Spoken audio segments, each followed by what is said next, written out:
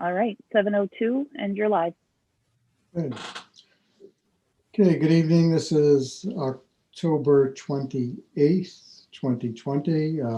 This is a special meeting of the City of Oneonta Common Council for the purpose of ongoing discussion and the development of the city budget for 2021. I will call a roll. Councilmember Murphy, I'm here. Councilmember Davies, Here. Councilmember, who is next? Risberger. Here. Councilmember Lepari Shu, Councilmember Carson, Here. Councilmember Harrington, Here. Councilmember Rafter,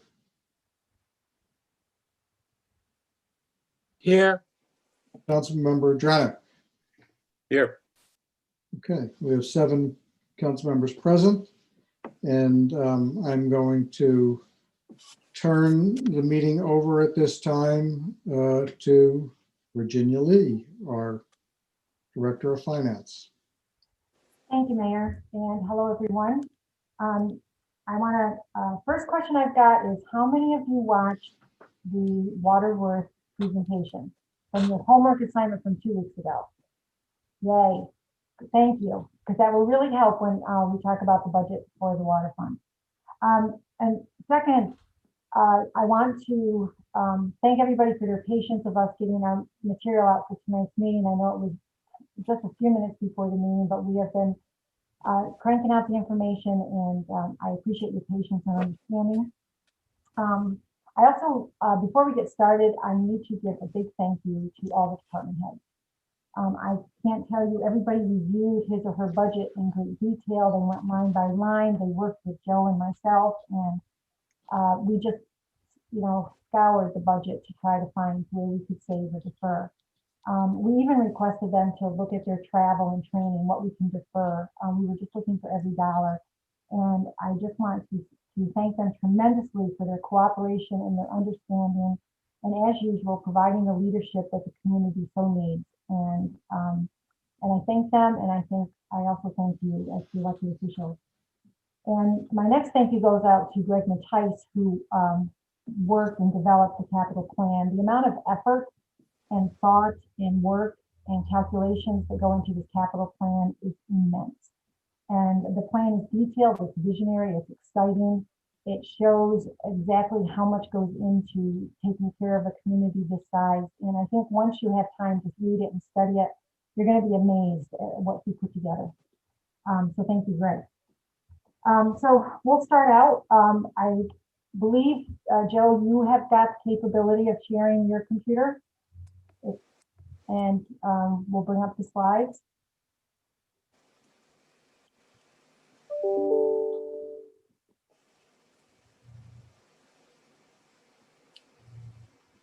Thank you. Okay, so we're gonna pick up basically where we left off from our last meeting on the 13th. And we're going to talk about what we're calling our number 2 draft budget. And but before that, we just wanted to touch base on the next dates that will be coming forward. So our goal, and Mayor, please confirm if you want any of these changed, but on or before November 10th, according to the city charter, we need to have the tentative budget to the council a week before the second meeting in November. And then the November 17th will be the second meeting in November, where the tentative budget is actually reviewed, voted on to make changes, and hopefully voted on to accept. And then 1 week prior to the adoption of in the first meeting in December will be the public hearings. And as of right now, we were looking at November 25th for the public hearing. And we don't need to decide on these dates tonight or maybe towards the end of the meeting, but this is our tentative schedule.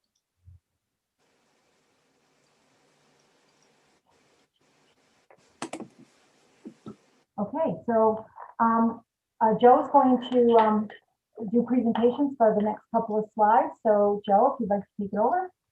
Sure. So what we did for tonight, because we're following up on our conversation from last time on the general water and sewer funds, is the slides are very similar.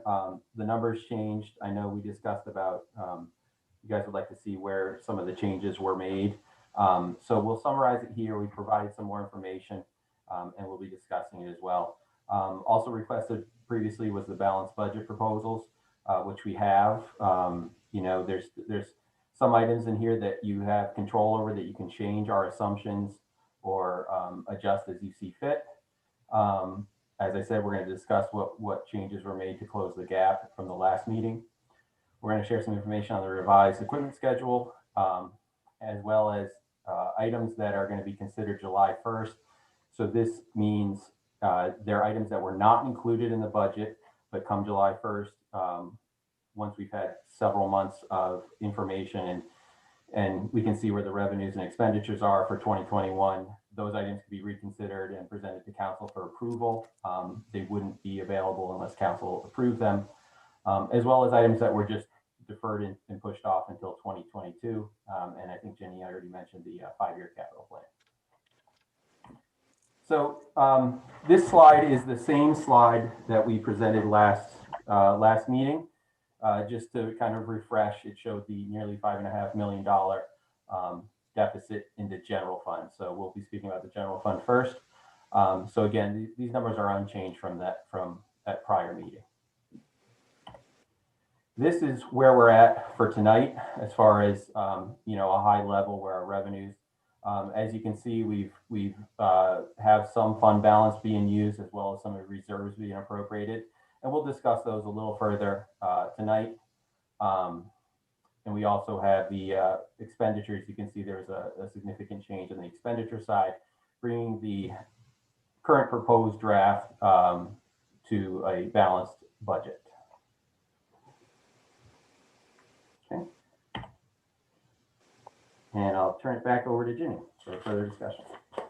Thank you, Joe. This slide, what this shows you is where we made changes from the first draft to the second. You will see that we've got decreases in personal services of $278,000. We did this by positions that we had previously discussed, as far as either prorating them for a partial year or possibly eliminating them or postponing them until 2022. But if you want to go into more detail on this particular topic, I would like to request an executive session for that. And by changing the different items in the personal services, that also affects the fringe benefits. But one other thing that affected the fringe benefits change was the great renewal rates that we got on our health insurance bills. We got a 0% increase on our actives, and we got a 0.32% increase on our 65 plus. So it really saved that much money in our fringe benefit costs, plus also by making some changes in the number of staffing levels.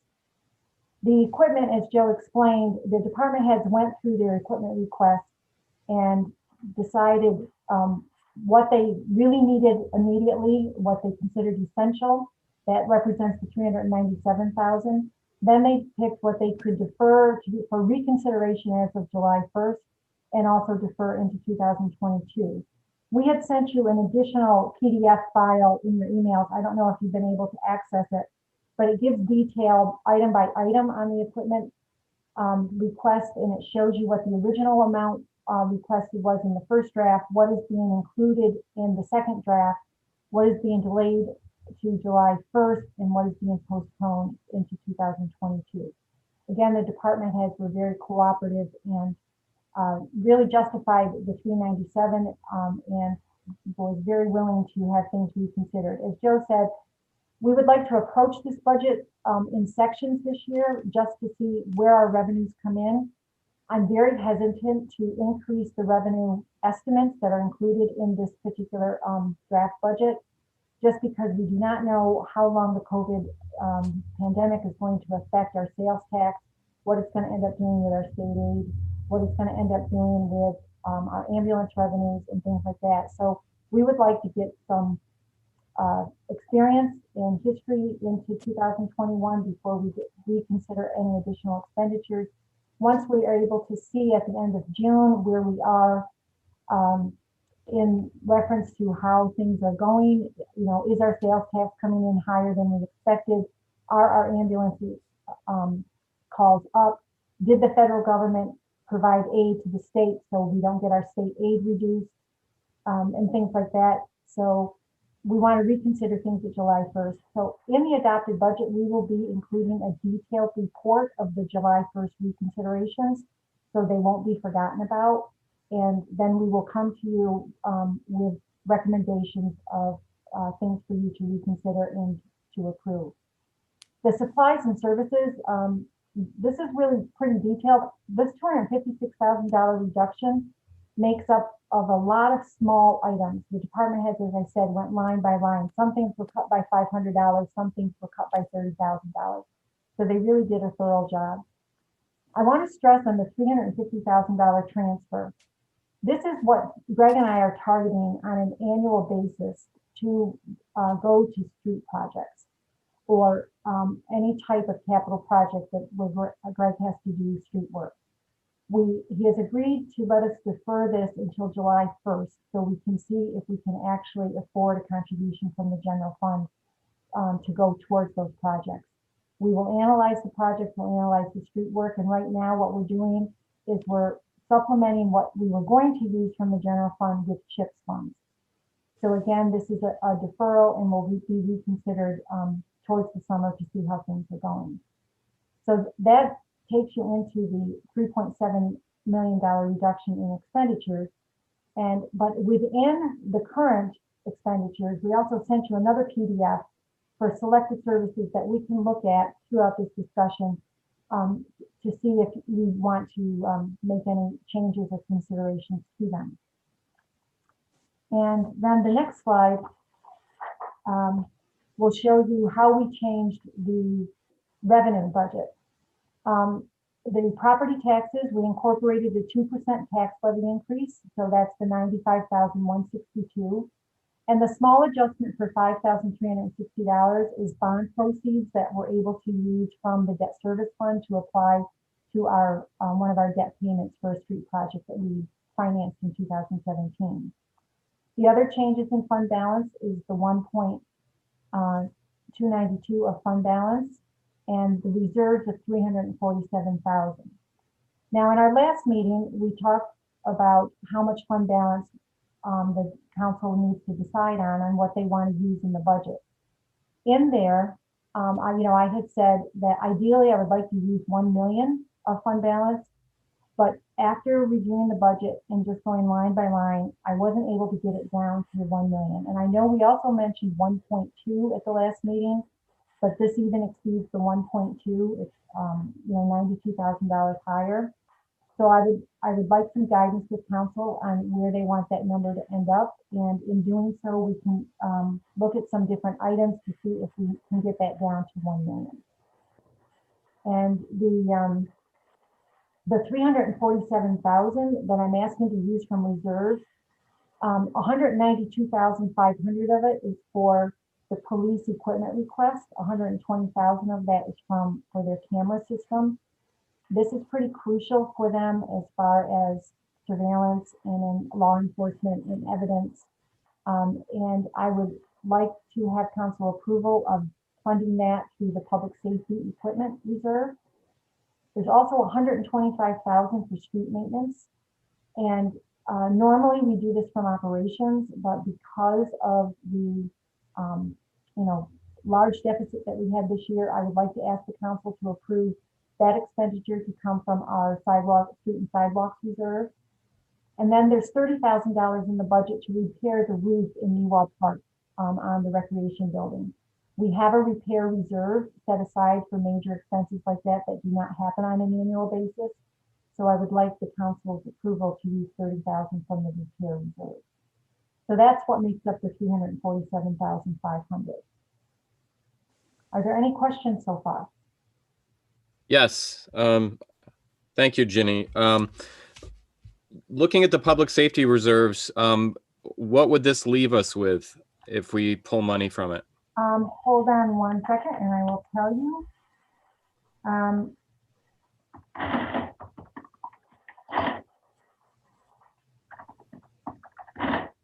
We would have about $984,000 left. Oh, okay. I do have another question. I see that the one of the ambulances that was due to be replaced, we're postponing it to July 1st.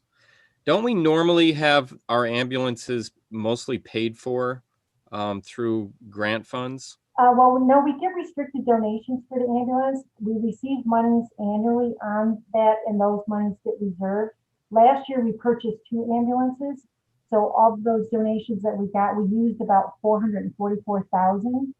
Right now, we've got a balance of about 43,000 from those previously received donations. And if again in 2020 and 2021, we get another donation of the normal 55,000, we will have funds to put towards that. But again, we want to see if the money actually comes in, and also how we would fund the balance, because we're not going to have the full 250,000. So basically, by postponing this to July, we'll have a better idea than we normally do of what kind of funds we have coming in to pay for it. Is that correct? Correct. Right. As I said, right now we've got about 43,000 on hand. Okay. Normally in December, we get 55,000. I do not know if we'll receive that this year, because I don't know how that particular donor is doing. And then we will see if we get that commitment again for 2021. And if we do that, we'll have about 153,000 towards the $250,000 purchase. So the council would have to decide how they're going to fund the balance of that. Okay. Thank you. Any other questions? Jenny, it's Len. Yes, Len. I didn't hear your explanation under the source all other, the increase of $5,360. Oh, that is from, we have excess bond proceeds from our 2017 bond issuance for street work. And when the first draft was done, those dollars were not included in the general fund proposal. What I did this week is I looked at the bond proceeds that we still had on hand to see if we had any balance to be able to apply. So those are excess bond proceeds. You're also going to see that in the water fund once we get there. And again, the state aid, the 1.7, 1.8, that represents a decrease of 20%. Yes, that's a decrease of 20%. Normally that figure is a little over $2 million. So it's decreased by about $447,000. Just so you know, just to refresh, the major revenue sources between the 2020 and the 2021 budget has been decreased by over $1.8 million. Most of that is made up of sales tax, ambulance revenues, and state aid and interest, those 4 areas.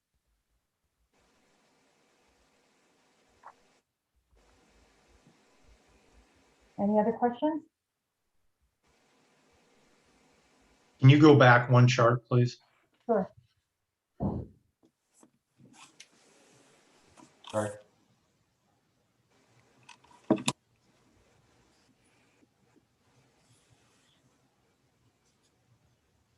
So out of all of this, we're not going to increase our debt service payments?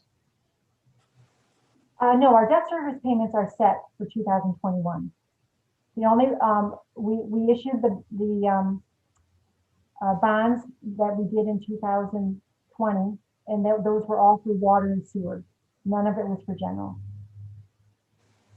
Now, when you look at the capital plan, you're going to see that West Street is on the list for 2021, and that will require some bonds. But that issue won't happen in 2021. Okay, thank you.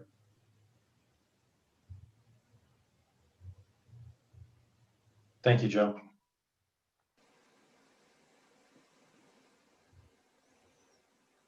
Okay, so I mean, we've kind of already touched on some of these things, as Jenny said when she went through the expenditures. These are some of the major areas where expenditures were adjusted, as well as some of the revenues that were adjusted. As she discussed with the department head input, all the expenditures were reviewed. Not just equipment were deferred, but there was other costs that are being deferred, non-equipment costs that are being deferred for reconsideration in July, and other costs that might have been removed, reduced, or postponed until 2022. She also, I believe, spoke about the contributions to the street capital projects for reconsideration in July. And as she mentioned, the tax levy increase included in this current budget is 2%.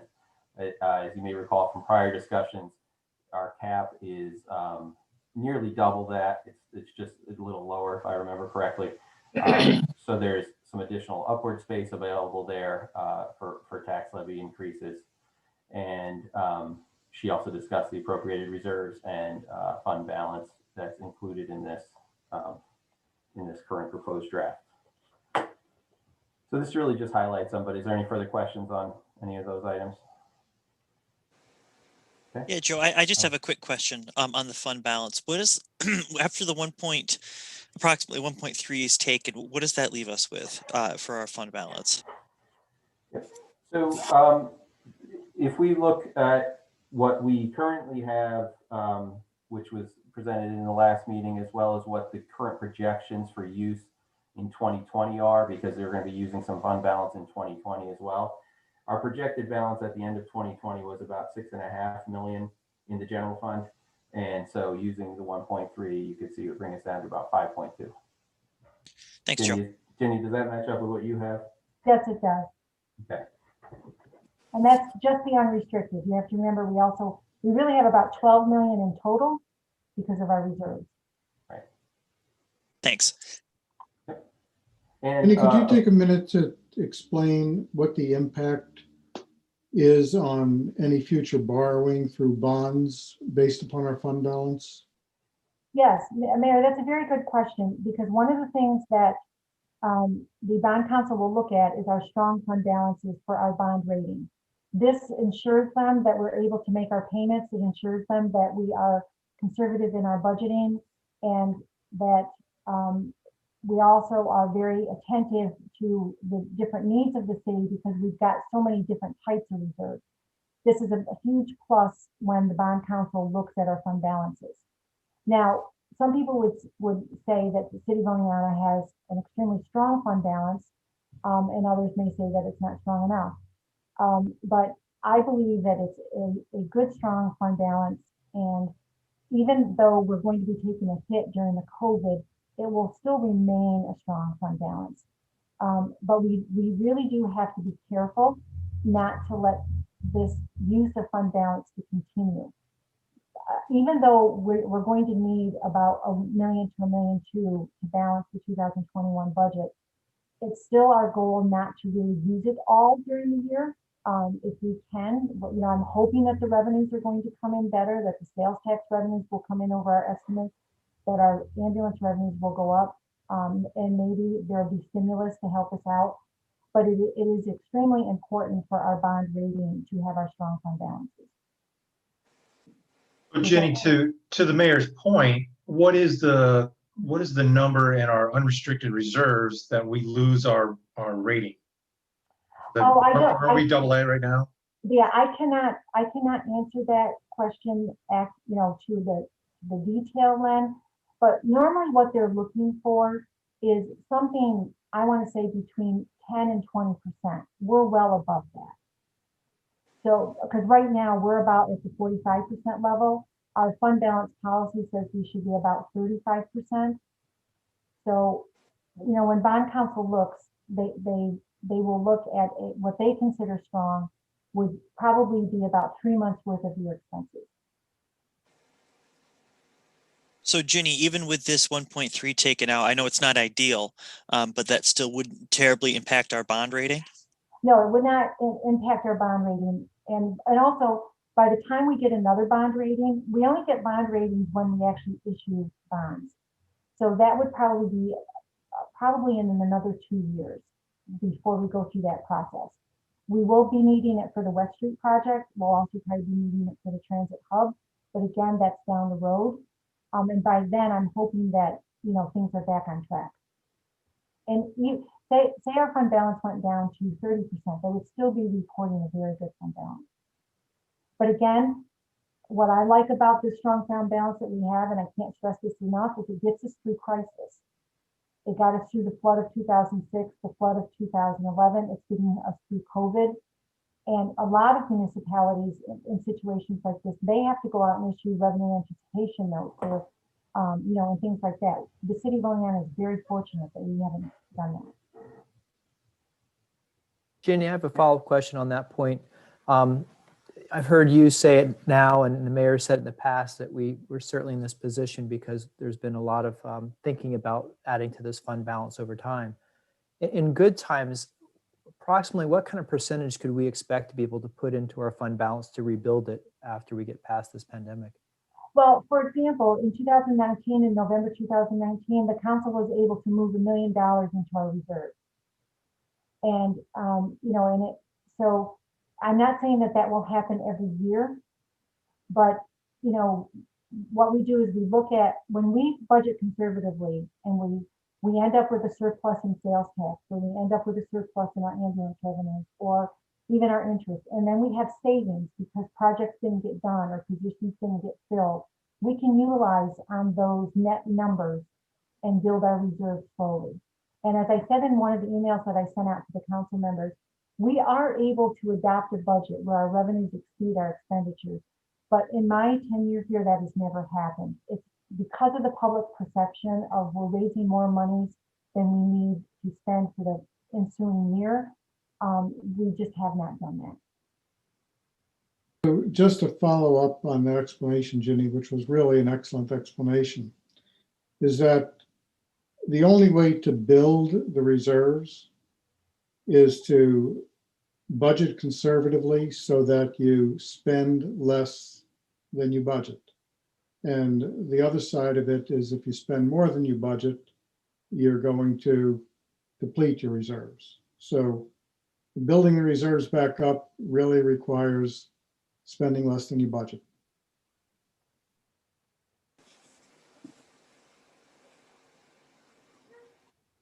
Any further questions?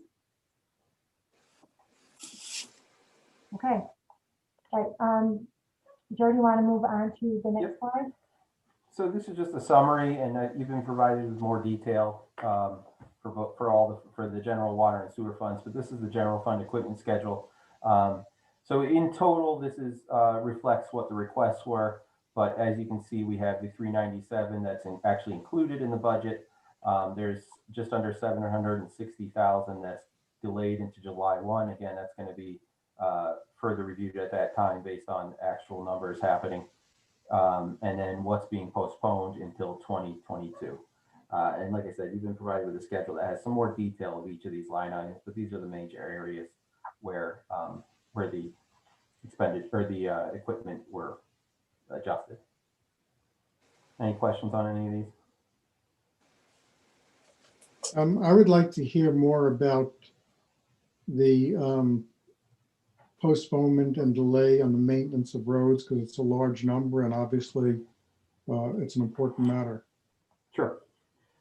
I'll just highlight some of the areas and then Greg, I don't know if you want to discuss or Jenny, you want to add anything as well. So included in those were several items in total. So one item was a pipeline TV inspection van, camera van. So this was discussed, I believe, at a finance or maybe it was at the prior budget meeting. And that's actually being split between 3 different funds. So 1/3 of that cost is being included in the general fund here, and that's $41,666.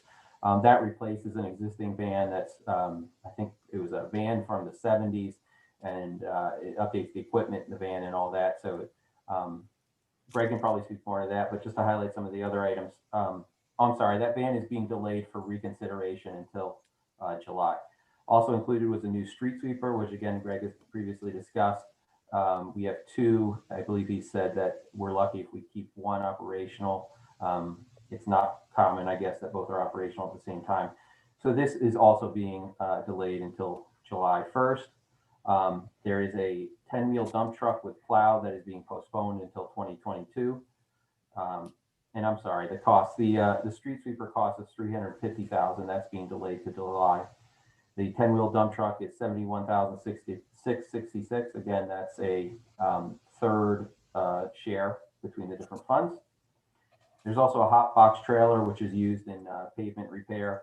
And I believe that's replacing an older one as well. and that's 65,000, and that's being delayed until July. So what remains as far as what's being included is an excavator and some hydraulic shoring, which was determined to be pretty necessary for this year. Greg, is there anything you wanted to add? Yeah, Joe, question, when you said, when we're talking about delay to July. Yep. That means that it's not in the budget, correct? To be Correct. added if we have more money. Correct. So any items that we discuss, whether equipment or otherwise, that are being delayed until July, that's delayed for reconsideration. So they're not included here. And that was that information was provided to the department heads before they, did their review, understanding that those, when we get to say June or earlier, we would be looking at, what actual revenues are coming in, what actual expenditures are going out, where we're at fiscally, and then looking at the priorities for some of these. Maybe we can do some, maybe we can't do them all, maybe we won't be able to do any, or we're not comfortable yet at that point, but that's a council decision. So they'd be provided with more information at that time. And I think that's why Ginny mentioned that it's going to be an additional schedule in the budget this year, just to make sure that it's, that's it's known and disclosed and open that those are additional items that might be considered. Thanks, Ginny, did you have any- Joe. Sorry. Ginny, I didn't know, or Greg, I didn't know if you had anything to add to any of those things. Not really, Joe. Thank you. Those are good explanations of each of those. I guess the only thing I would add is, probably the question in your mind is, what's the effect of delaying these? Obviously, they're on the schedule to be replaced in the near future for a reason. They're aging or getting to be inefficient in the case of the street sweepers. The result is going to be, we have 2 working street sweepers now. They're high maintenance, as Joe mentioned. They're down quite often. They're not as efficient as when they're new. The result of that is you just have a little bit lower quality of service, lower level of service, with a more downtime and less efficient machinery. So, if one or both of them go down, we do have a little money in the budget for a possible rental of a machine if that's necessary. So we'll limp through with what we have if that's what's necessary. Obviously, we'd like to have it. That's why we include it in our requests. It would be more efficient and save us time. But it's something that if it's necessary, we'll make it through. And the same applies to the other equipment listed there as well for delays through July.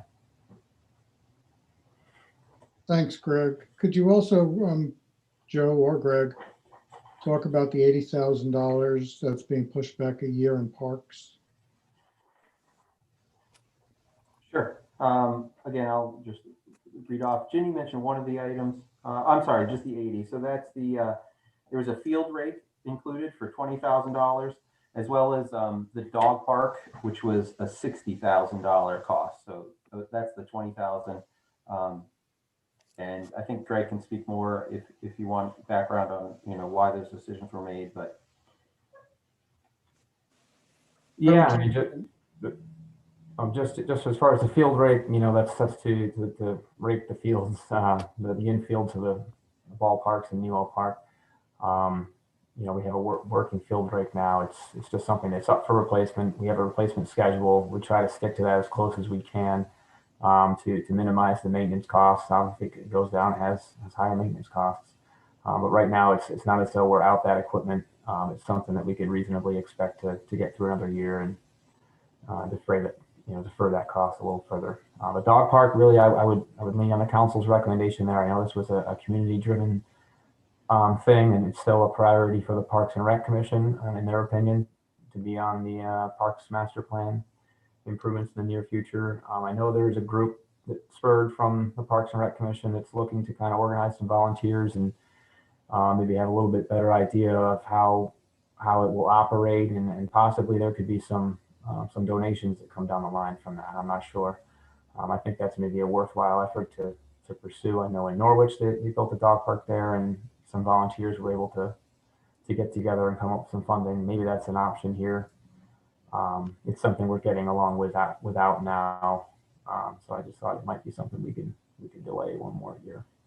But Greg, I just want to say a few words about the dog park. Sure. On the surface, it sounds frivolous, but probably the newer council members are not aware that when we did the comprehensive plan 2 years ago, and we had a public engagement session where people could write down their priorities, the by far number one priority that was submitted by the people of the city was create a dog park. So while we're getting by without it, and it may sound frivolous to many, it was the number one requested thing by the people of the city. And I know as we're talking about moving ahead in post-COVID, attracting people to want to live here, the more people that live here, the more revenue we generate, whether it's for water or sewer or general fund or property taxes. You know, believe it or not, it's those quality life things that mean a lot to people, like having a dog park. So just for some consideration there. Barry, Can I ask I'd a like question? to add something to that too. It was about 8 years ago that there was a dog park group, and they came forward to the council and the Parks Commission, and they were looking to raise money, and we told them to hold off because we had a Parks Master Plan that we were working on, and we were incorporating the dog park to that. So we thought it was going to get done 2 years ago or a year and a half ago, and now we're in the middle of COVID, so it's been postponed yet again. To hear discussion about moving back to getting a volunteer group formed to raise money, I feel like we're spinning our wheels here, and I want us to consider that because I don't feel that it's fair to the people that originally wanted this and the number of community members that have been asking for this for years. I understand now why we're postponing it, but I think we need to really think about this if we're really going to push this back on a volunteer group to raise their own money again, because it's causing a major delay, and they could have had it done years ago if we were going to go that direction. I'm also concerned in that this was budgeted for 2020. And I understand it was pushed back because of COVID, but I don't believe that there was any consultation with council on that. And it has been a priority of the people. So I do think it's something that needs to be really looked at carefully. Could I just speak and clarify a couple things? Yep. Hello? Yep. Oh, okay, great. So, yeah, just to clarify Dave's sort of question behind the statement there with regard to the volunteer group, I think that from my understanding of the conversations around forming that, it was really more about maintenance and upkeep rather than fundraising for the initial costs. And then the other thing too, Mayor, I believe, since I did have to report back to the Parks and Rec Commission on this, I believe that we voted to reallocate the funds from the dog park to the infield resurfacing and also basketball court lighting. So that money was spent, and I believe that we did vote to basically reallocate those. So I hope that clears those things up.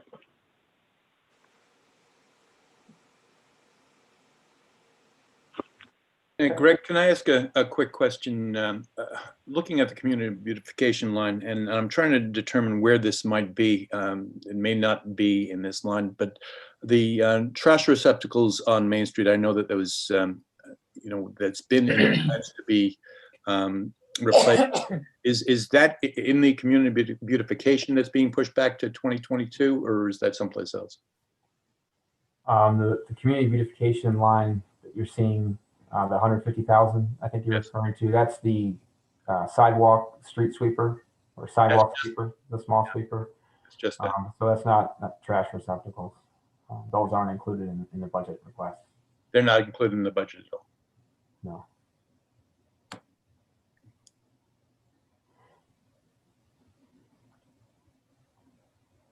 Any other questions? Mark, how much money were you going to need for those trash receptacles? Because you've been working hard on that.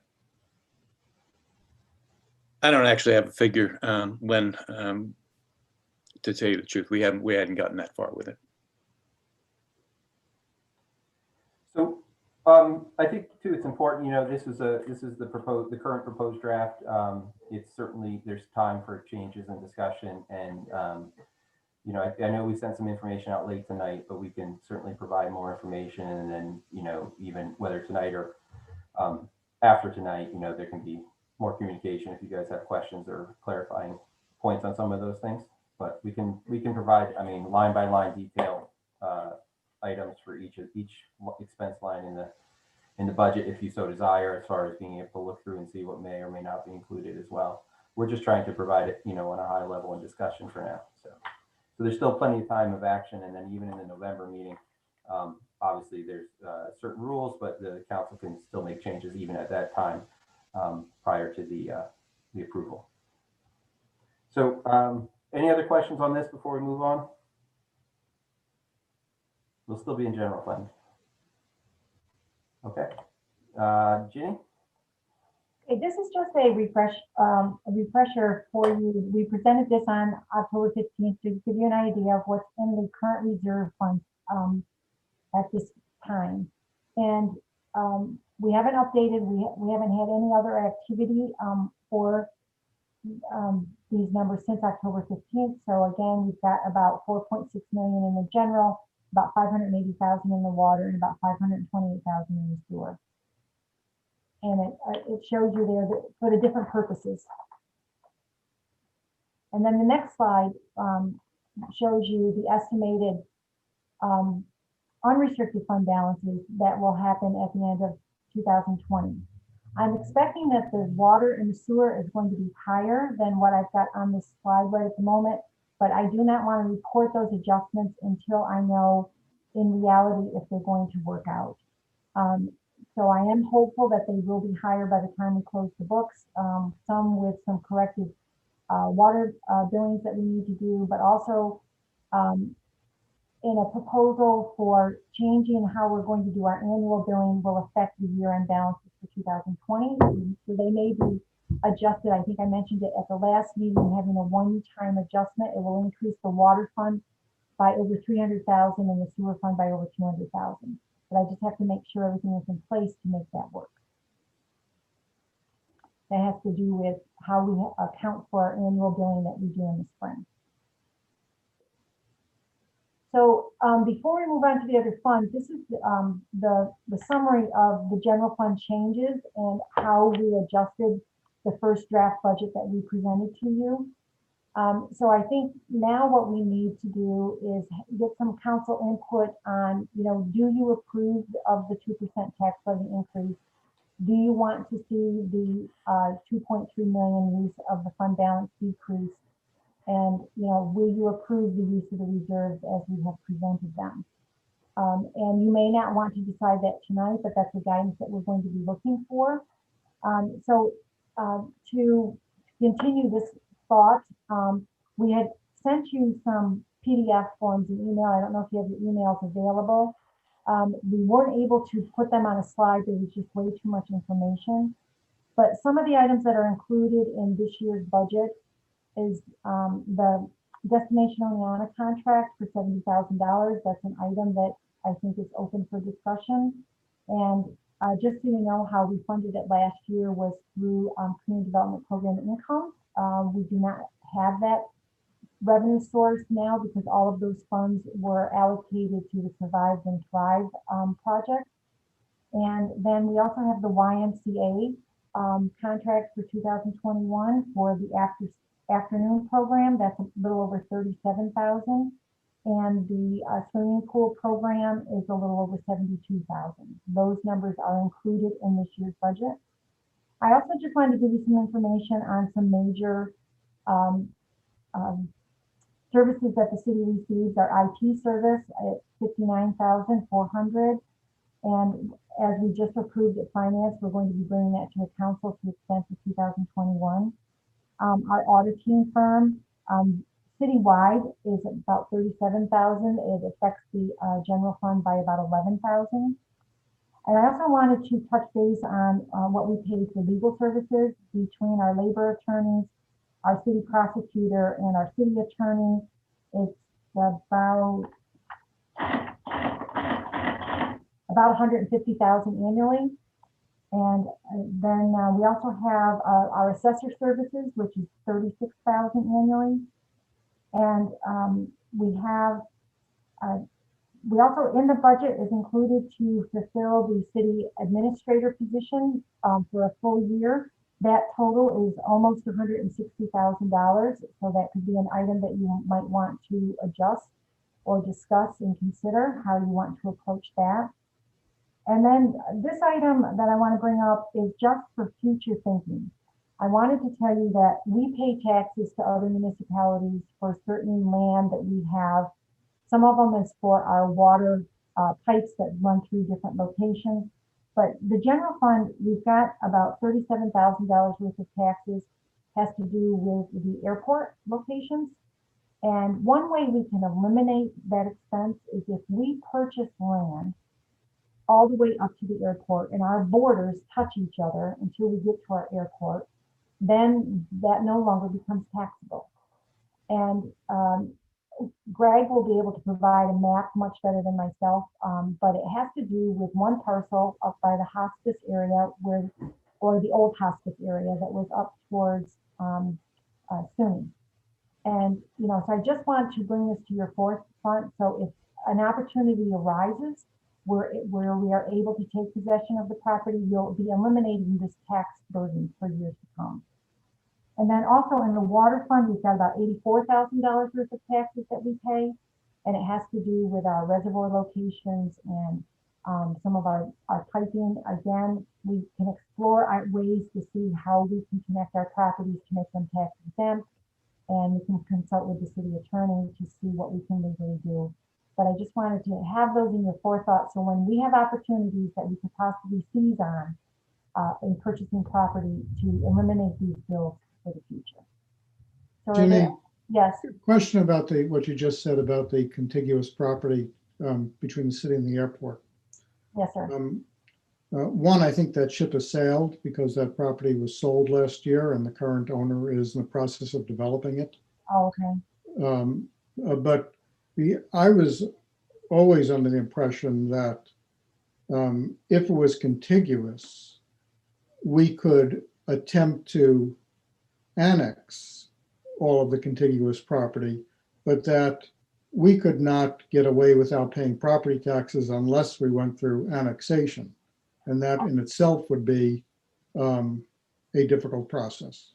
Mayor, you may be right, and I apologize if I don't have the information, but how I was informed when I investigated this the last time is what is the information I shared you. So I can further research that and find out. I think, like I said, I think that ship has sailed because somebody purchased that property, a private individual. They are developing it now. They've invested quite heavily in it over the past year. But I do think in order to get out of paying property taxes, we would have to annex all of the contiguous property. The town would not agree to that. And we would have to go to court to try to get a judge to agree to allow us to annex it against the town's wishes. Oh, well, thank you for informing me of that. Thank you. So are there any of those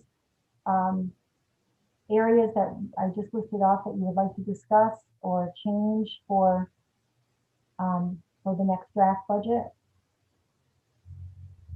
Ginny, for all these services, and I'm looking at the PDF that you sent us, Mm-hmm. do we have to have each one of those contractors, do we have to do an RFP on? Well, on as you know, on the auditing services and the IT services, that would be an RFP, a request for proposals. The YMCA, because they are like a sole source, we can waive that because we really have no one else in the area that would be able to provide that for us. And Destination Online, I can't answer that question for you. I would have to check on the guidelines for that particular service. Legal services, again, I would have to look at the contracts to see when the last time those areas were bid. The city attorney, that is a contract that's already been approved by council. But as far as just so you know, the city prosecutor we used to treat as an employee, but because Mike Getman will now be, moving on in his career, we have reallocated it as a service instead of as an employee. Right, I see that we're contracted as a city prosecutor, but all of those legal services, don't we, because we have the ability to have different representatives locally fill that position, don't we have to do an annual RFP with that? I can't answer that, Len. I would need to check to see how we originated the original contract. My guess is going to be yes, that we probably did go out for RFP outside of the city attorney and the city prosecutor, because I believe those are appointments by the mayor with council approval. But for the labor council, we may have gone out. Hey, can you go back to what you said about, did I hear you say that some decision was made because Mike Getman was leaving to change the nature of the position? I'm not aware of a decision on that, and we're in the middle of looking at an appointment. Well, what we did for this budget, and we can always change it back, Mayor, but to decrease the fringe benefit costs, what we did is we just moved the salary number from salary to services. We just treated it as a different type of expenditure that was going to save on fringe benefit costs. But if the position ends up being an employee again, we could adjust accordingly. So, because this is news to me, and it's important because we're in the process of looking at an appointment. Are you saying that the benefits will no longer apply to this position as they always have? Because we need to know this if we're going to be offering the position as an appointment to someone. Well, Mayor, that's a council decision. If they decide to treat the person as an employee versus a contractor. But all of our other legal services are under contract. And so what we did is we took the opportunity of classifying this legal service also as a contract. And we can always change it back in our next draft budget if you would like. But again, that would be a council decision. So what you're saying is that in this current draft budget, you have eliminated the benefits which have always been applied to the prosecutor's position. Is that correct? That's correct, yes. Okay. Well, this is something that needs to be addressed quickly because we are currently looking at making an appointment within the next couple of weeks. Okay. So this is and this is the first I was aware that a decision was made to take it out of the budget. So this is something that we'll need quick taking a look at and making a decision because filling that position is very important. Okay, I apologize for not having that communication with you, Mayor. And like I said, we can adjust it accordingly. And if you and I can chat so I can know exactly what fringe benefits that we need to calculate, we can make that work. Well, Gary, wouldn't this be a council decision on whether or not we leave it as a contracted city prosecutor or as an employee? Absolutely, Len. Okay, so to your point of that we need to make a decision on that, is that what you're getting at, that the council is going to have to, as a group, make a decision? Yes, currently there's discussions going on about a potential appointment. Mike will be vacating the position at the end of the year. We would like to get somebody identified by the end of November so there can be an overlap of them working with Mike. So obviously, whatever compensation is being provided will be a factor in talking about an appointment with any individual or individuals.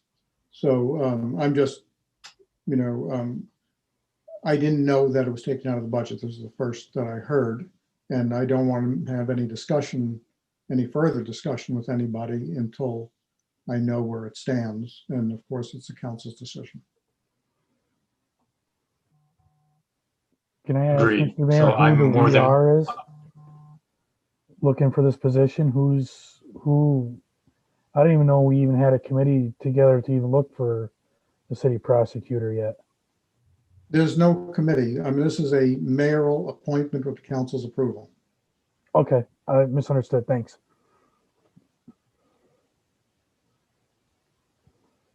So I guess, Gary, I'm open to whenever we can all convene at the same time to discuss this.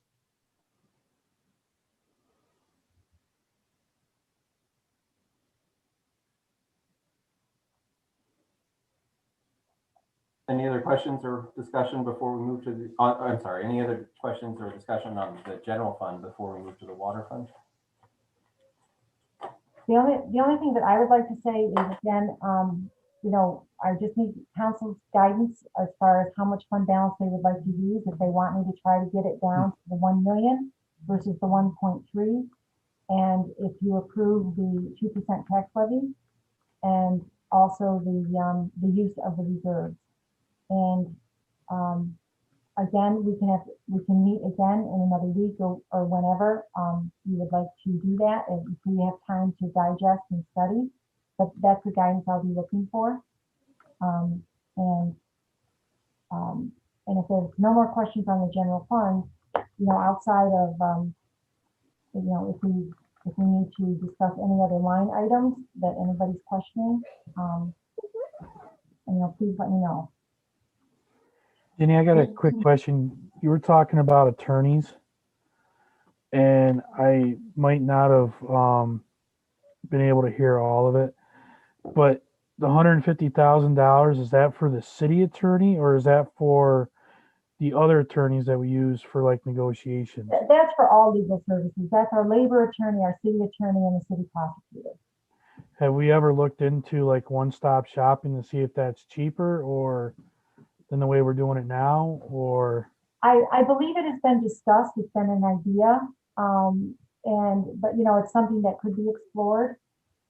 You know, but I think with current contracts and current agreements that are already in place, it may not be possible at this time.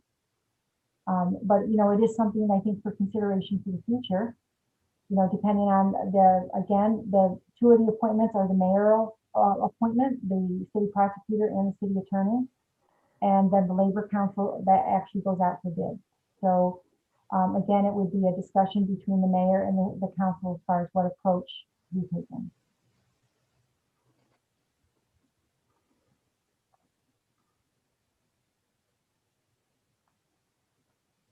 Any other questions before we move to water? Okay, so we'll kind of follow the same approach. This is, again, what was discussed at the last budget meeting on the water fund. So this was the kind of initial first draft that based on the requests for the water fund showing the revenues. At that time, we didn't have any fund balance or reserves allocated, and then the total expenditures, which again was before any review. So this is where the current proposal is at, and what the changes were. We'll discuss these in a little more detail coming up, but as you can see, there's some increase in the revenues, which will be discussed, and some fund balance being assigned, and that gets us to the balanced budget, as well as the reductions in the expenses. Okay, and I'll turn it over to Jenny on the expenditures. Okay, we took the same approach with the water, and you will see in a little while in the sewer fund in asking the department heads to go through their budget to see what we could defer. And the change in fringe benefit number, the $3,250, that was just a reduction because we had estimated a larger increase in our retiree 65 plus plan. The equipment, again, is detailed on the equipment schedule that we sent to you. And it showed what they were willing to delay till July 1st and postpone to 2022. And again, the supplies and services, it was just line by line, and it just added up to the 92,000. The transfers for 475,000.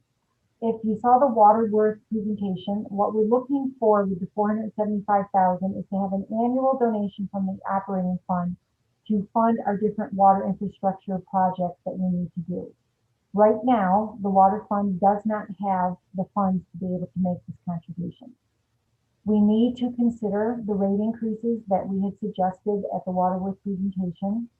And in looking at the water rate increases, I'm going to be asking the council to consider a $10 increase in the minimum, taking the minimum water payment from $208 to $218. And I would like to ask for a rate increase. My preference is to be 10%, but I know during this difficult COVID period, I'm hoping that you will at least approve 5%. If you do increase it by $10 in the minimum and 5% of the rates, just to let you know how this will affect the resident, is it will increase their bill for the majority of our annual users. And just let me call that up. And I'm sorry that I accidentally closed that screen down. But our annual users, almost 83% of them do not use over 75,000 gallons of water per year. And if we were to increase the minimum of $10 and the rate increase of 5%, it would increase their bill approximately $3 per month, or about $36 a year for the majority of the annual users. It's less than $3 a month. It's like $2.54 per month if you were to do that rate increase. And obviously, if you did 10%, you know, it would be closer to $3.50 a month for the rate increase. So I'm hoping that you will consider approving that rate increase, because the water fund desperately needs more revenue sales. And we know, you know, as the mayor said at the last meeting, community growth is very important for the water and sewer funds. But as of right now, we don't have the community growth, and I'm hoping that we're very successful at the community growth, which will be able to slow the rates down in the future years. But even at this point in time, our rates are extremely low, and we just need to slowly increase them to make it a gradual absorption into the budget and into the residents' budget. So I'm hoping that you will approve that. So the $475,000 right now is being reconsidered as of July 1st. Are there any questions on the expenditure adjustments? Okay, hearing none, we'll move on to the revenue. And you will see here, I increased this budget by $102,859, which was because of the excess bond proceeds that we received in the 2020 issue for the reservoir projects. We had authorized the bond issue, and because we received such fantastic rates, we received a premium. We received over 111,000, well, really over 115,000 in premium. That needs to be reserved for future debt payments. So for 2021, I'm able to use 102,000 of that premium towards the debt payments that we're going to be making for the water fund. Now, this also endorses the fact that if I did not have that premium, I would be looking for another 103,000 to balance the water budget. So that again endorses the need that we need to increase our water sales revenues. And to balance the budget, I had to use fund balance of 144,000. And if you remember correctly on the slide that we showed, the estimated unrestricted balance of the water fund is going to be about 150,000 at the end of 2020. But as I said, I'm hoping to be able to make a one-time adjustment of about I want to say it's about $360,000. So I'm very comfortable in allocating 144,000 for the water fund. Jenny, if you don't mind, you said approximately 80% of all water users in the city of Oneonta use less than 75,000 gallons per year? On our annual.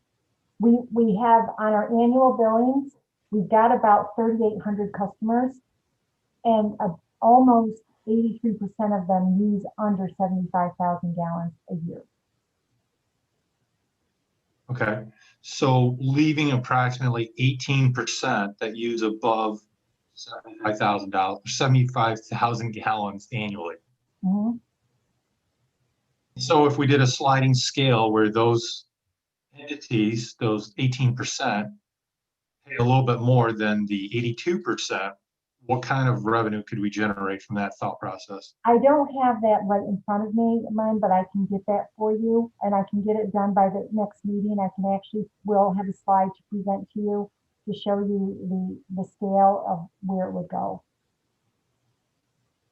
Right. So rather than using 144,628 from our fund balance, we could sustain that, or excuse me, increase our revenue from the 18% that are above 75,000 gallons annually. Well, I've already, if you, Joe, in the water sales there, the 1.9 million, I have estimated that based on a COVID effect. And also, just so you know, the rate increases that you will be considering for 2021 will not reach the resident until 2022 because they prepay for the first 37,000 gallons of water, and that's just based on the minimum. So the only thing that would hit them would be the $10. Anything above that, they will not be paying for until 2022 because that's how our billing system works. So the 1.9 million in water sales and the 400,000 in the college sales, those are reduced numbers because of the COVID effect. I'm predicting reduced college sales, but thinking that SUNY will be closed for the spring. I'm also reducing the water sales because of the lack of activity in our restaurants and our hotels and the different locations that would be normally using water consumption. So I would not be comfortable in raising those water sales any further because I don't want to predict the lack of activity any further than I've already done. Right now, I'm not asking you to raise your prediction. I'm looking at raising the rate for those entities that use more than 75,000 gallons of water annually. No, I understand. And I, as I said, I can calculate that out. But normally, I don't believe you can target individuals without a basis. So when we apply the water rates, the rate increase would be applied for every customer, not just targeting the larger users. You could research that. I mean, I could help you, but I think that there's actually a different thought process. So. Well, no, we already have a sliding scale. We go through the steps for it. So the more water you use, the higher the rate is. It's already a sliding scale in that manner. But I would have to check with Dave Merzer to say, can we not adjust those that use less than 75, but adjust those that use more. I have never been exposed to a situation where you would not adjust your entire table, but I can investigate that. Thank you.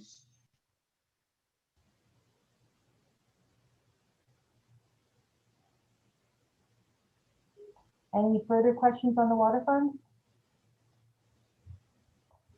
Well, we still have just a quick on the water fund, also the equipment list. Again, you've been provided with the detail, but this just shows again what's being included, what's being delayed with the same approach that we discussed for the general fund. These are not included. The delay and the postponement column are not included in the current budget proposal, but the delay to July 1st would be considered in the middle of the year as well. So, and these are just the different categories that they fall under for the water fund. So some of the items that are included here, we've spoken about a little, like the pipeline inspection van that's in the transmission and distribution column to be delayed until July 1st. So some of the items that we talked about that are being shared between the different funds all overlap here as well. If you want to talk about anything specific, we can. I don't know if you want me to read through each of the items. But this was done, again, line by line with the input of the water supervisor and the and our city engineer as well.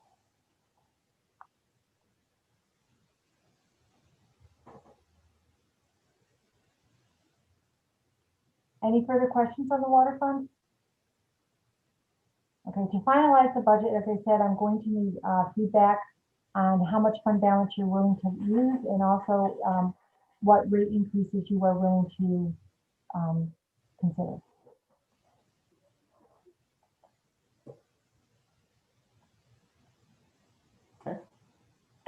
So moving on Jenny, to what was the last part of that sorry. again?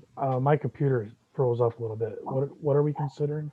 Scott, for the next draft budget, I'm going to need council's guidance on how much of the fund balance of the water fund you're willing to use, and also what rate increases you're willing to consider. Okay, thank you. Okay, so looking at the sewer fund, again, this is what was presented in the prior meeting as far as what the initial gap was based on the budget from the request. As you can see, we had a $680,000 deficit from the initial request, and tonight we've provided a balanced budget using utilizing $209,000 of fund balance, some increase in the expenditures, which will be discussed, and then obviously the review of the expenditure side as well. So just to talk about the detail, Jimmy will talk about that. Again, this is in following with the decrease in the 65 plus plan, we were able to decrease the fringe benefits a little bit by $3,100. The equipment deferrals is provided to you on the list that we've been referring to in the previous presentations. And again, the supplies and services, they were going line by line to see what they could defer until July 1st or even till 2022. Again, the transfers, $150,000. This is Greg and I's goal for every year for the sewer fund to be able to contribute towards capital projects. If when a street's getting repaired, a sewer pipe is getting replaced. But again, just because of the huge deficit and of the financial challenges that we're seeing, we're delaying that for reconsideration for July 1st. And also with the revenues, if you want to move on to the next screen, unless there's questions about the equipment, are there any questions? Ginny, the equipment, and I apologize, my screen is full, so I don't have the picture in front of me. But the equipment, it was the one truck that was being split between the three funds. Is that correct? Yes. Okay. Thank you. You're welcome. Any further questions on the expenditure?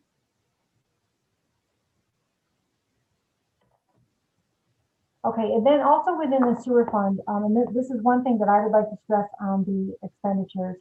For the use of the fund balance, well, we'll touch on that when we get to the revenue screen. I'm sorry, I jumped ahead. Here you will see that we did not change any of the sewer rent revenue estimates based on, again, the COVID loss of revenues with possibly SUNY's campus being closed.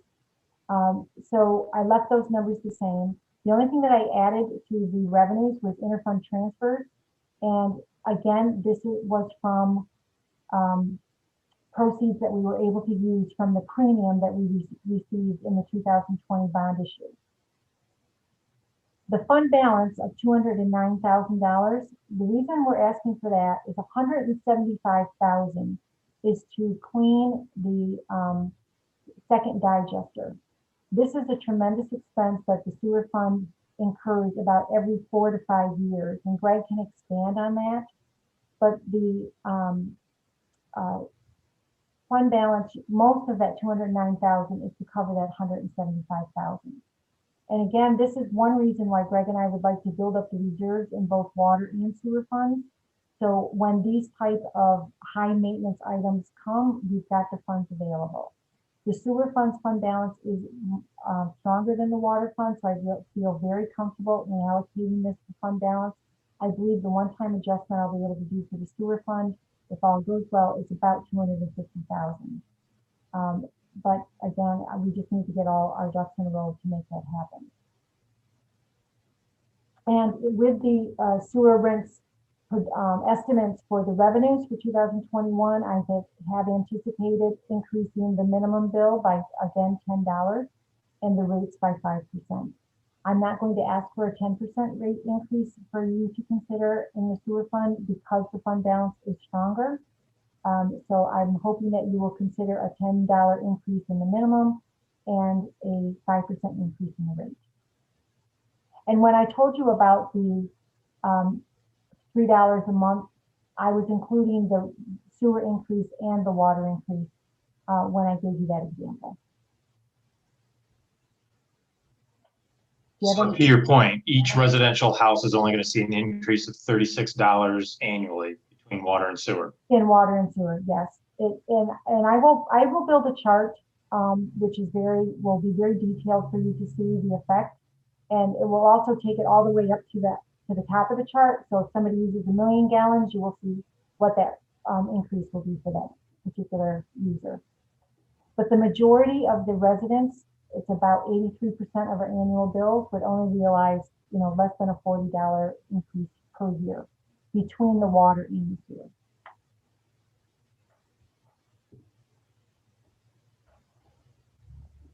Ginny, what went up last year? The water, the sewer, or both? They both went up last year. 5%? 5%, yes. For total or 5% for each one? Let me confirm that. I'm leaning towards 5% for each one, but I have a feeling because the sewer had not gone up in such a long time, we might have gone with 10%, but I will confirm that. I think it was 10, Ginny, if I remember from the meetings I sat in on. Yeah, I'm pretty sure I'm remembering that it was 10% because it had not been raised in 5 years. I remember the discussion about it, and I couldn't remember where they settled it. So yeah, I'm pretty sure they settled it at 10, but I will confirm that. I'm sorry. I just want to, I just want to point something out that when we talk about it's only a $40 increase, that is $40 this year, which becomes next year's base. So it's $40 every year compounded with additional increases that are built upon that. So we have to recognize that we're not just talking about $40, we're talking about over the next 5 years, what is several $100s, because it's comes a new base to be increased next year and the year after and year after with compounded increases. So I just want to be clear that it can be a little deceptive when we say it's only going to cost somebody $40. You are correct, Mayor, in that it will compound over the years, but what we're looking at is gradual increases. So it will be $40 for this year, and then the next year it may be $45. And as I said, approving this rate this year, the homeowner won't realize it really until 2022. Who will realize it in 2021 will be our monthly users and our quarterly users, because they are billed as at the end of the month or the end of the quarter for their actual usage. So, and as Greg and I were looking at on the Waterworth, we're looking for small, steady increases that will get us up to where we need to be funding the water system. Now, the council can choose other choices, and I appreciate your viewpoint, Mayor, very much. And it is always fair to point that out as far as how it compounds over time. Right, but Gary, I think you started off the beginning of the meeting is that to be able to put money aside, your revenue has to be larger than your expenditures. And with regards to both the sewer and the water, if I remember correctly from the Waterworth presentation, we have been for years either on treading water or below the water line with that thought process. No disagreement, Len, and I'm not making an argument for or against. I just want it to be clear, that it can sound deceptive when we say it's only $36 because, it is something that's compounded yearly as a new base. But I'm not arguing against it. I just wanted it to be clarified. Sure. Jenny, so this is both economic and also a perception issue. So I wonder, you've referenced many times that we actually pay a lot less in the city than other municipalities. Is it possible that you might be able to share a list of some of those other municipalities and what they pay so that we might be able to provide that to our constituents when they do ask, where are we going with this? Yeah, absolutely. And just so you know, Joe did a survey last year in preparation of our budget last year, so it'll be very easy to update that.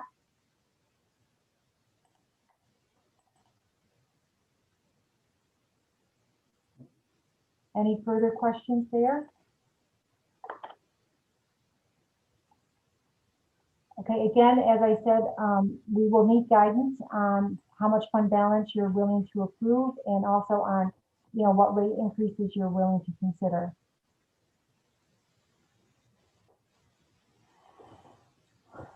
Sorry, the equipment list we kind of spoke about, but if you guys want any specific items, we can talk about.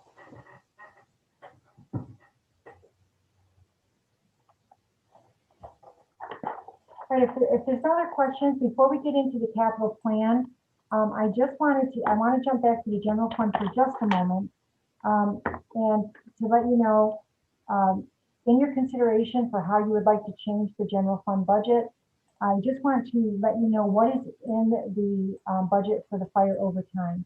The reason I'm bringing this topic up is because, as you know, we've done a number of budget adjustments throughout this year and in previous years.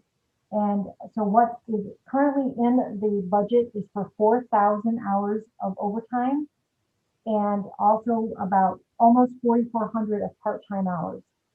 The request was for 9,000 overtime hours, about between 8,000 and 9,000.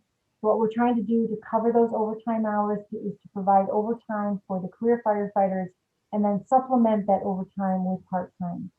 Now, we have tried to do this in the past, and we have not been successful to date as far as staffing the part-timers to the level that we need them.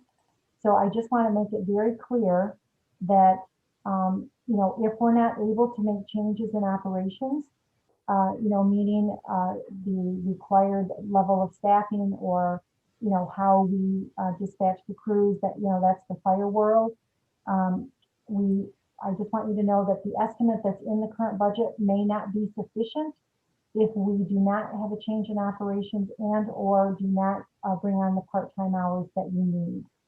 So I just wanted to be upfront about that and, make it very clear if that is an item that you would like to discuss or change when you're looking at the next draft budget.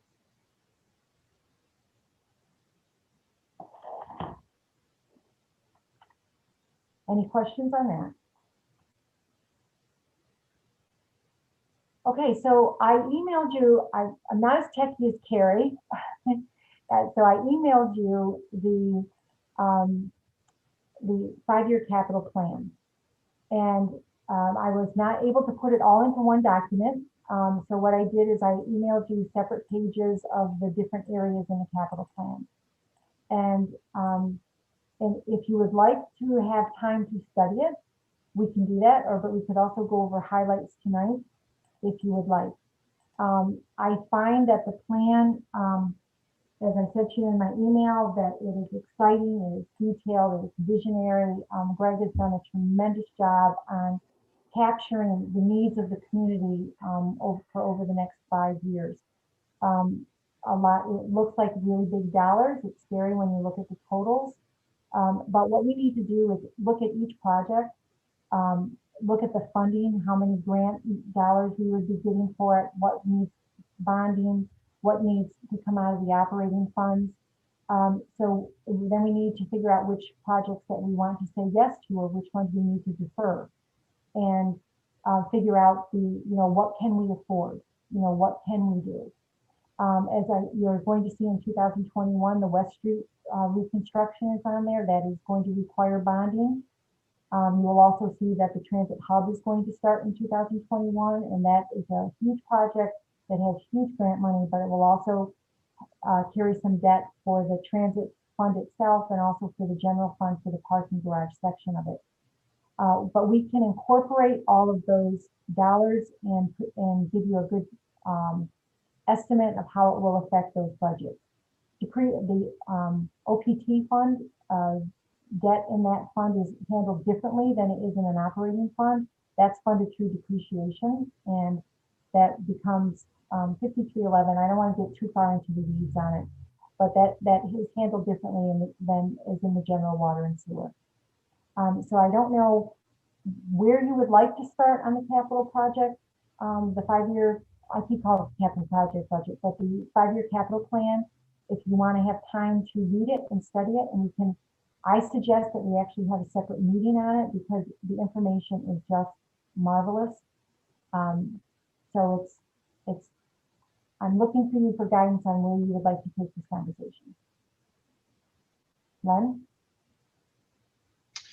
So you acknowledge the fact that we only got this about 43 minutes before this meeting started. So I did start on the CIP, and what jumped out at me was the 9.2 million that we're intending on borrowing in 21, yet our debt services, is it because we didn't approve of this, our debt services didn't increase?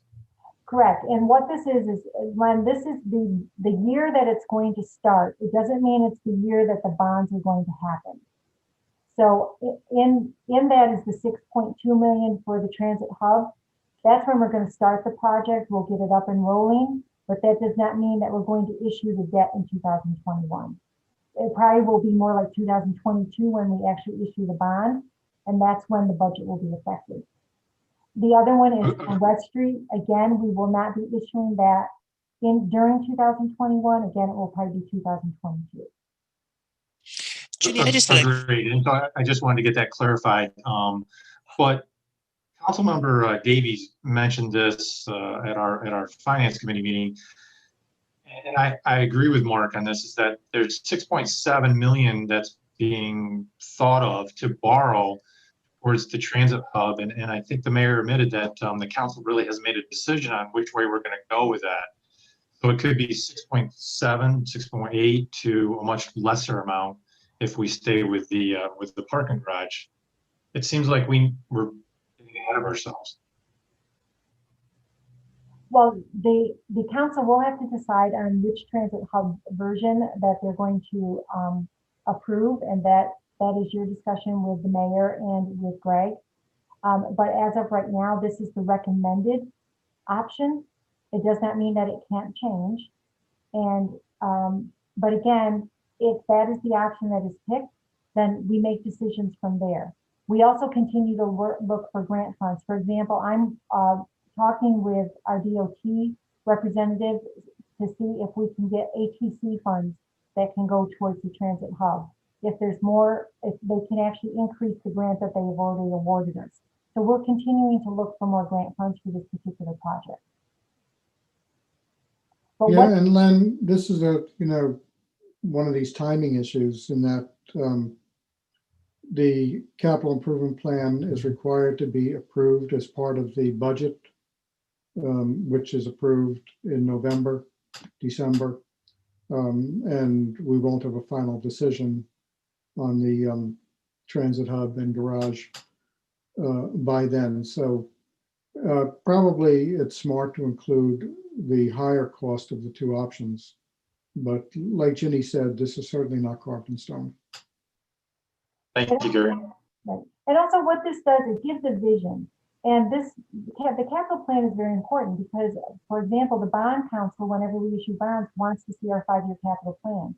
They take that into consideration. They even quote it in their opinion. And what that does is it provides them what the community is looking for in the future. And the more that's invested in the future, the more valuable their bonds are. And that's what they're looking at. So Ginny, just out of curiosity, if we were to borrow all 9.2, let's just call it 9.3 at the current interest rates, what would that increase our debt services by? Well, first of all, in the general fund, it wouldn't be the 9.2. But let me calculate that out. I did receive from our bond council some estimates if we borrowed 3.5 million and what that would be. And let me get that information to you, Len, because I don't have it in front of me right at the moment. But I do have that information, and I can include that in the next meeting. Matter of fact, I could even email it to you tomorrow. And Ginny, just confirm that all of the costs associated with the transit hub will not be charged to the general fund. They will be charged to the enterprise fund, which is OPT, which is self-sustaining and is not funded by taxes at all. That is correct, Mayor. And it's the garage work that will be charged to the general fund. Just want to confirm if that's correct. That is correct, Mayor. The only thing that would not be eligible for 5311A in the transit department would be the interest on the long-term debt, but we're able to use other sources to fund that. For example, we can use contract stops. We could use advertising. We can find other revenue sources to fund the long-term debt interest. Ginny and Greg, I just wanted to clarify, and this might be a silly question, but I'm going to ask it. I didn't get much time to look at it before. I did go through it very, very, very briefly, and I didn't do justice to this, so I will be looking at it much more closely later. But just for my own kind of referencing, when it says, for example, the outside sourcing, is that referring to grants or other things that I'm not thinking of? What are the kind of options for the outside sourcing? Just when I'm thinking about this. Greg, you can add more detail to this, but the majority of it, Luke, is grant funding. But Greg, would you like to touch on that? Yeah, typically that'll be a grant. And if you look on not the summary sheet, the more detailed sheets, when you get into it, I know you haven't had a chance yet, but when you look on the right side, there's notes in a column that'll typically indicate what that other column is, you know, and if there's a bond, a borrow indicated, it might indicate how that's broken down. So it could be a grant, it could be a donation, or it could be typically one of those two things. Yeah.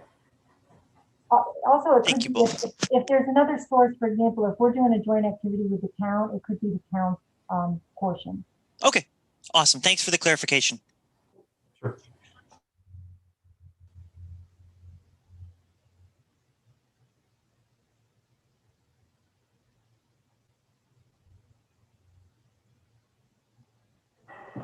I don't know if there's any other discussion on the 5-year plan. What I would like to suggest, if it's okay, is I know that this is, you know, we got this to you just before the meeting, as Len said, 43 minutes before the meeting.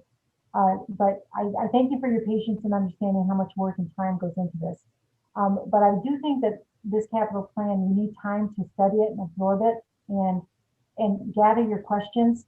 And then we could actually have probably a full hour discussion just on the 5-year capital plan. And with Greg's expertise and detail of, you know, the needs and the reasons why it's on the list, I think it would be a very beneficial meeting. Mark, you had your hand up? Yeah, I was going to say I support that. I would certainly like more time with this document to really study it. There's certainly many pages here. There's been a lot of time put into this, and to give it its due credit, I think we really need to spend more time with it. So yeah, I would support either another meeting or tacking this on to the end of our next budget meeting. I agree with Mark.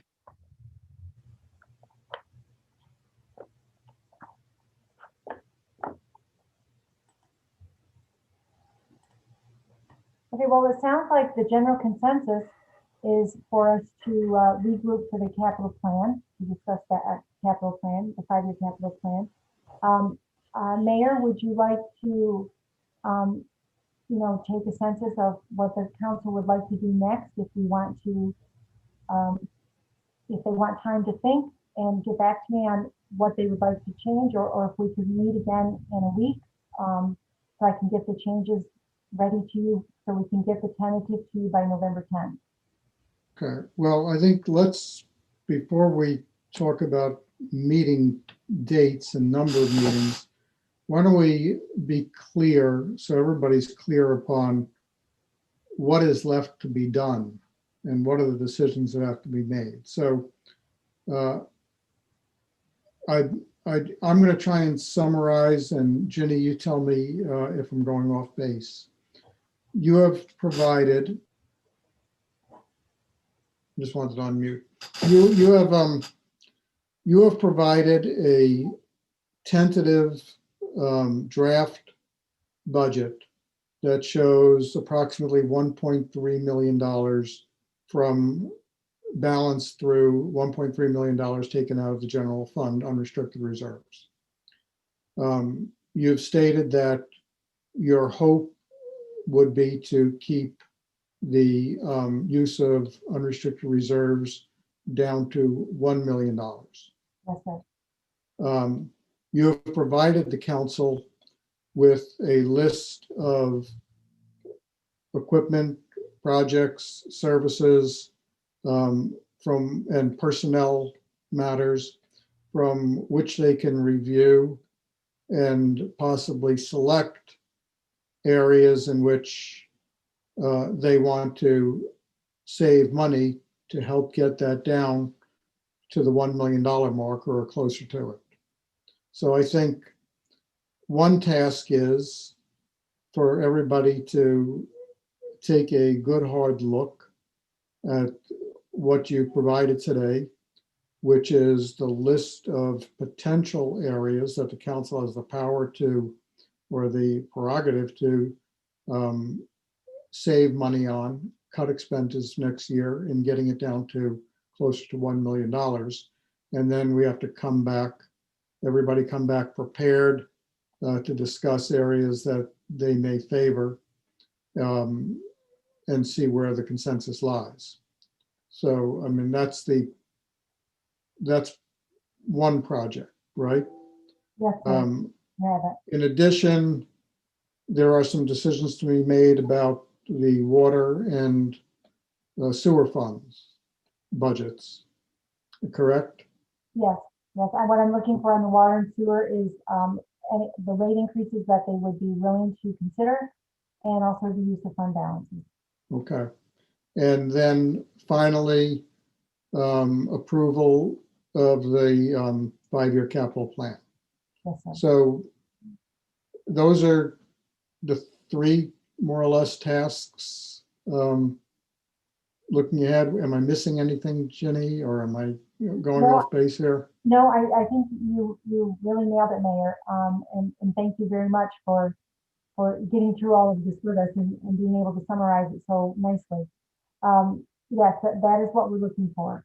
We're looking for, if you want to reduce the 1.3, which, you know, as I said before, I'm walking into at 1 million. And if you're happy with the 2% levy increase, and that raises 95,000. And just to put it out there to make it very clear, our tax cap is about 202,000, but I know that would be a tremendous increase to the community. So those type of items. And if anybody wants a report that gives the line by line, we can provide it. It's a tremendous amount of detail, but just know that we can easily give it to you. So here's what I'm going to suggest and see how people feel about it. The key thing is by November 17th, the council should be at a point where there is agreement as to what the budget is going to be, correct? Yes. Okay. So how many meetings are needed between now and November 17th to get to that point is sort of an unknown. So I would say that certainly a minimum of 2. Hopefully it could be done in 2. So I would suggest, instead of devoting one meeting to the capital plan, another meeting to this, I would suggest scheduling 2 meetings at this point between now and November 17th, with enough room between the last meeting and November 17th to have to schedule a 3rd meeting if needed. Okay. So I'm just putting that out to the group for thoughts.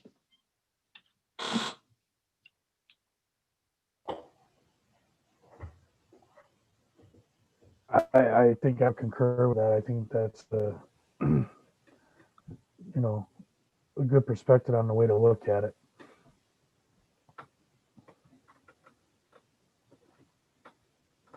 Do do you think a week would be enough time for all the council members to be able to consider their questions and, you know, absorb the information that we have provided?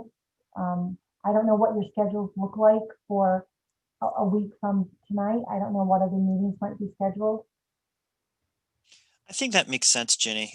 In terms of it's exactly a week or 8 days or 9 days, I think that that's enough. At least personally speaking, for one of 8, the week makes sense to me.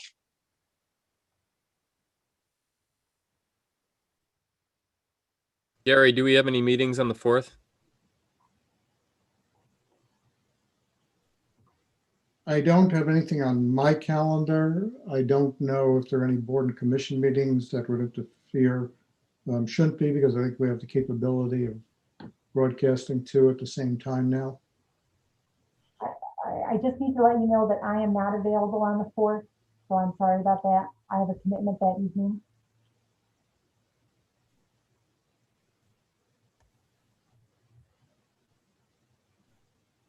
Are there any commission meetings on the 5th? My calendar is open on the 5th. Again, I don't know that, you know, unless a council member feels the need to attend a board and commission meeting, they can happen simultaneously.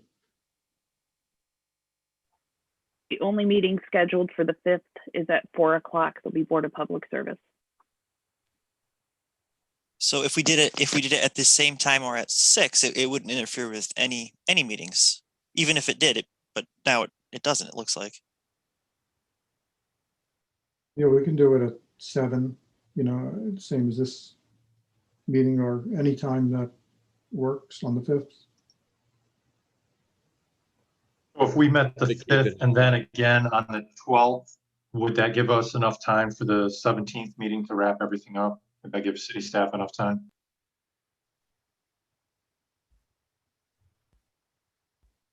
I just want to mention, with council's approval, according to the charter, we're supposed to give you the tentative budget to consider 1 week before the second meeting in November, which is the 10th. So as long as you are all acknowledging that that will not happen, that is fine with me. I just wanted to put that out there. Yeah, I'm good with it. So if we met the 5th and the 12th, would you have enough time to have it wrapped up for the 17th? Absolutely. Yeah.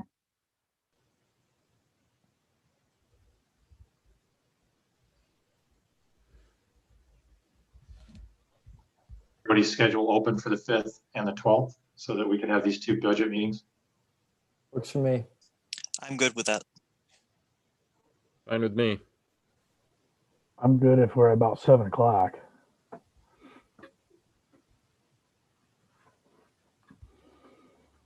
I like the thumb. Does that work with you, John?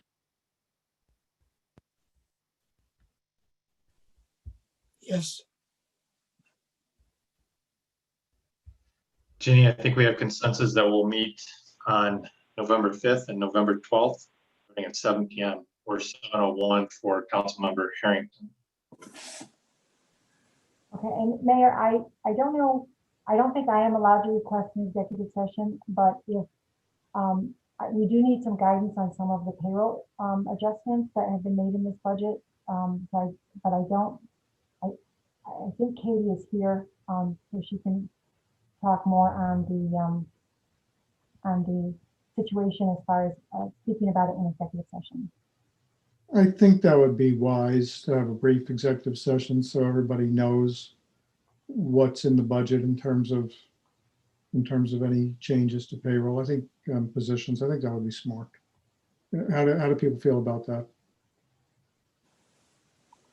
It looks like shaking heads. So before we depart from this, just to as a reminder, so everybody has some homework to do between now and the 5th, you know, which is primarily to review the general fund budget, all of the list of services and equipment, personnel matters that you feel that may be able to be cut in order to get us closer to the $1 million point on spending of reserves, as well as coming back with your thoughts on increases to the water and sewer funds, as well as the tax cap, the tax increase, I should say, that you're willing to accept. Am I missing something, Jenny? I think I'm missing one thing. No, Mayor, I think you covered all of the issues. And what I I'll, think also the capital plan. what I will do is I will send out an email in the morning for all of the items to have on your list for consideration. And that way it's memorialized and it will give us time to absorb everything that we discussed tonight. One item that I neglected to mention, the budget policy is that we have at least 1% in contingency for our general fund or any of our budgets. And normally that would be 150,000 for this budget, but I just wasn't able to do that. So I just wanted to point out to you that the contingency is at a level of 100,000 instead of 150. It can be reconsidered for July 1st, but I did decrease that. So we will not be meeting that 1% guideline. But again, if we have council approval for that and it's made transparent, I don't think it will be a violation.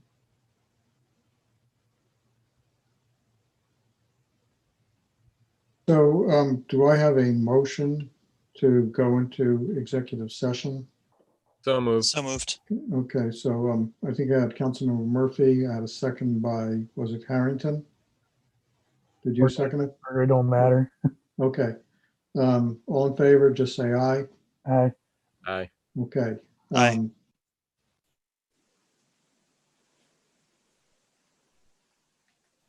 You ready?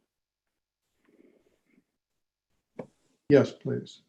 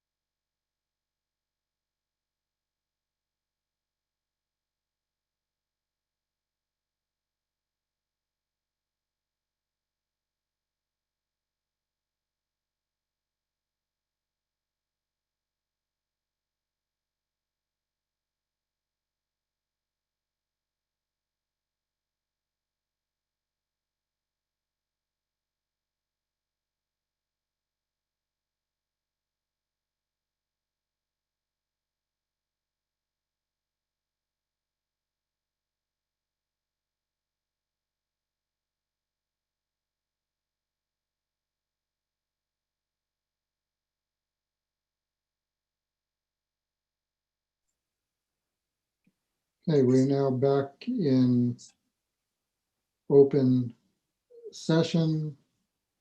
And is there, Ginny, Katie, is there any additional items of business on your end? Okay. Anybody on council have any additional questions or points of discussion? I think Katie's still back in the breakout room. Well, she may have had to leave. I think she probably had to leave for some reason, so.